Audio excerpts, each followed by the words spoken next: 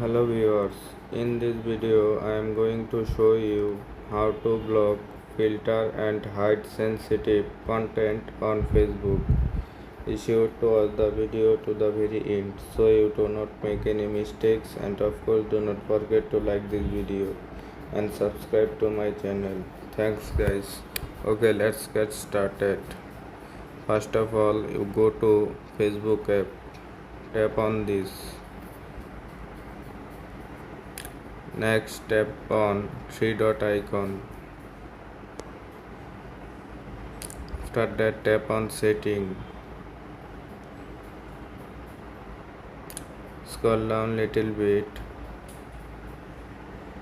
Tap on content preference. You can see here two options. Select second option. Tap on this. You can see that two option, default and show less. Select one and save.